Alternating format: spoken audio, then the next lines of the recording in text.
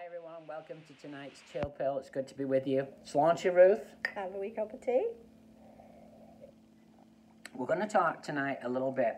Oh, first of all, we have to apologize for last week. Oh, do we? Okay, Yes. we're sorry. Yes, sorry that we missed last week. Yeah. Last week was a bit of a rushed week. yeah. There was a lot going on, but Don't sorry. do it again. All right, I promise. I'm sorry. No, I'm it's sorry. we didn't. We both missed it. We were both doing so many things last week. But here we are this week. Here we're back. Mm-hmm. We're back. We're back in town. We're back live with you here. So anyway, we're going to talk tonight a little bit because we've heard from a lot of people recently from all over the place about the disruption to families that the whole COVID thing's causing, in the sense that, you know, some people are being really careful, and not that they're scared, but they're just being more careful because of they feel how they feel about it, and you know, a little, they don't want to get sick, and then they've got family members who aren't being careful. Right.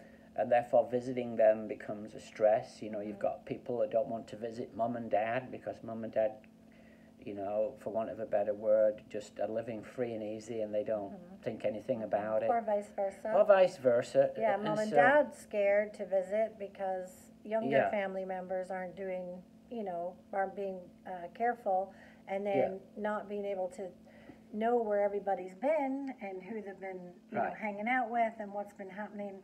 It's just a scary thing. So we want to talk about that. What do you do in those situations where your family are living a little different and have a different viewpoint than you do on what's going on?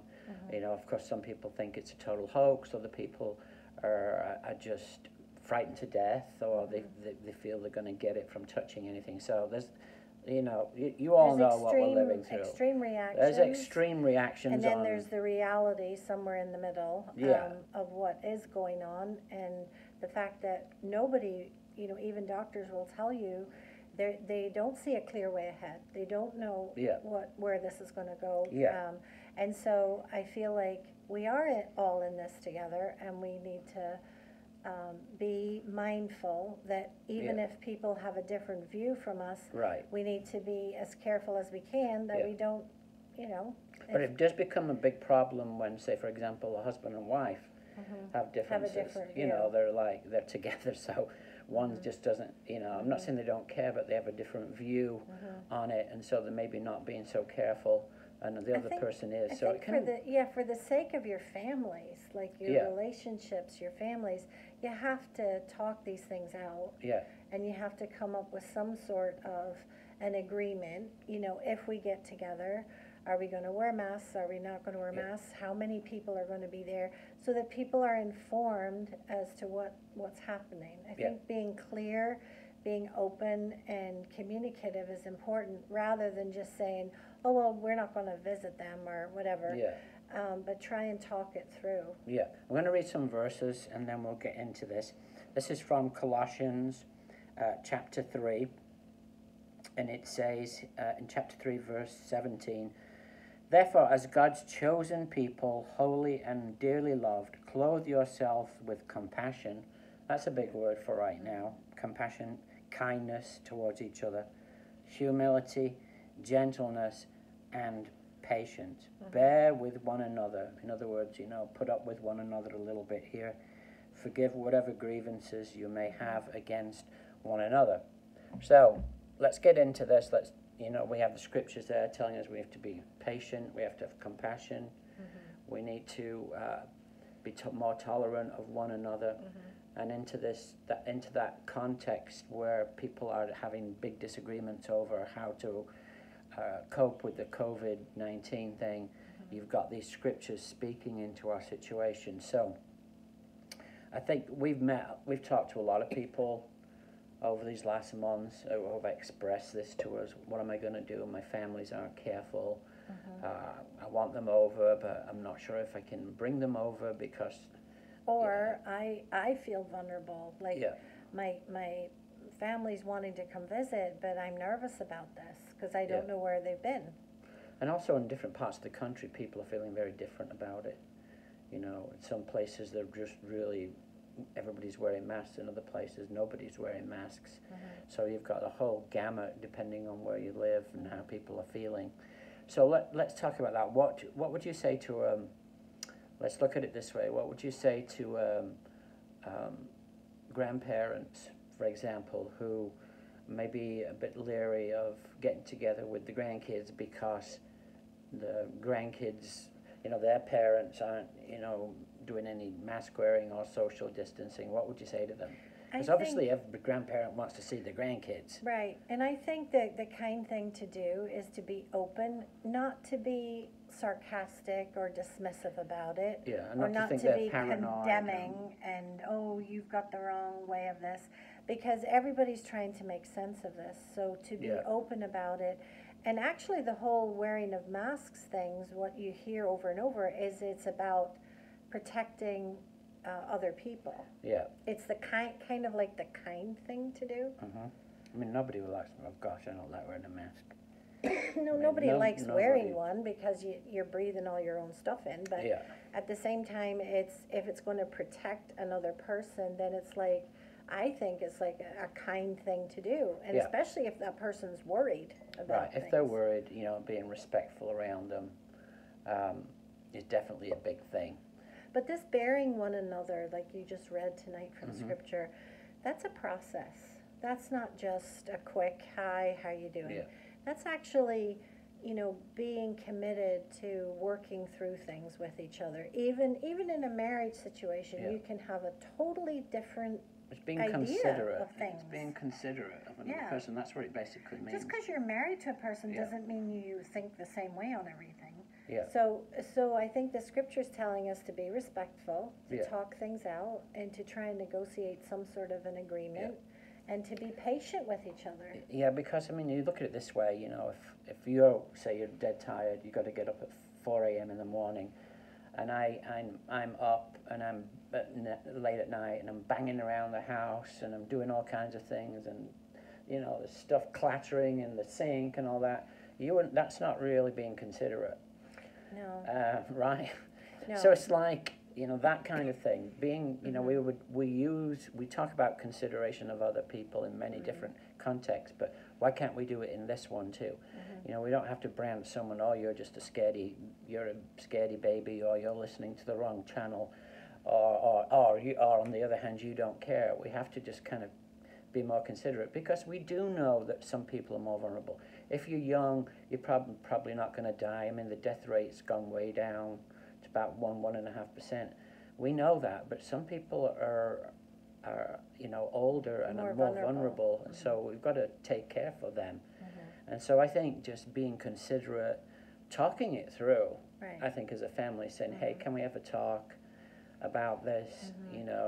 Would you mind doing this if you're over at our house? Or it is a bit more problematic if you have grandkids or parents who won't socially distance at all, and they've been traveling all over the place, and you are a bit leery of going into that situation. That can be scary. It becomes a bit more complicated. Right. And that's just not with this virus. It's like, as some of you guys know, I was raised in Congo, and you were raised in Congo? I was raised in Congo. Never. But I grew up in a country, and my brothers have lived and worked in their wives in Congo with the malaria, Ebola, all that stuff. It's not just this virus here. There's many countries where people have to deal with this kind of thing all the time, actually. And so it's a thing to not just brush aside, or you've got to be respectful and as careful as you actually can possibly be, because these viruses, I'm not a medical person, but they tell me they mutate and they change, and it's almost like the virus is rushing ahead of us, and doctors and scientists are trying to work it out and so on. So while that process is happening, and especially until we get a vaccine and stuff like that, we just have to be as respectful and as careful as we can be. I remember my mom, when we lived in the Ituri forest, she would just, go nuts if I took my shoes off, for example, and started, walking about in really, bad areas, and say, get your shoes back on. Just be as careful as you can possibly be, because you just don't know. And these viruses are so infectious. I know. It's such, like you said, this being considerate of other people is a big deal, and it speaks to all walks of life.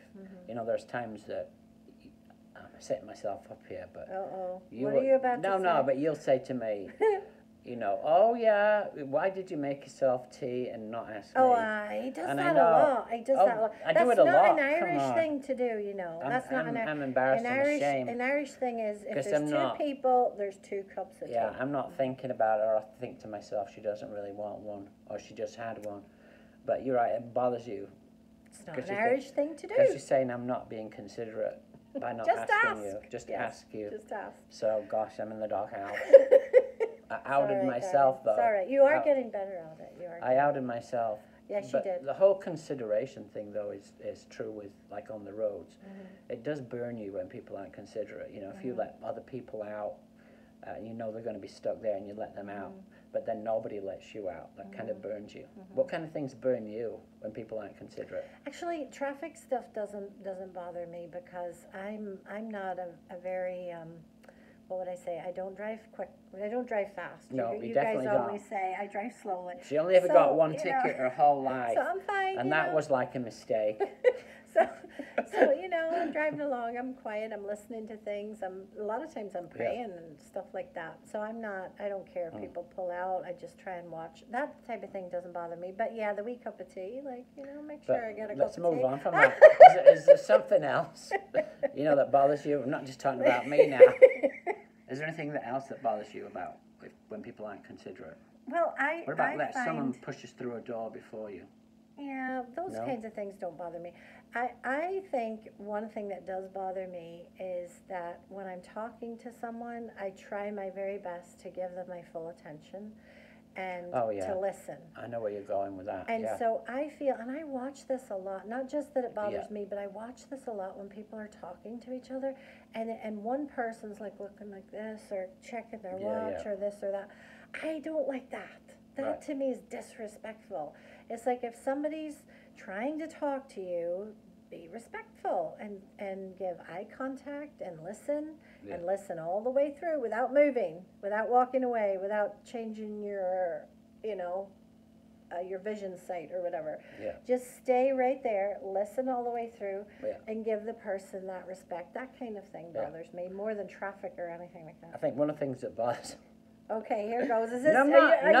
Out me now? No, I'm not. I'm talking about my job with, you know, my calling as a preacher. Sometimes it happens rarely, but sometimes when I'm preaching and I can hear people talking, not just see them, but see them all having a great conversation, and I'm just up there talking to myself.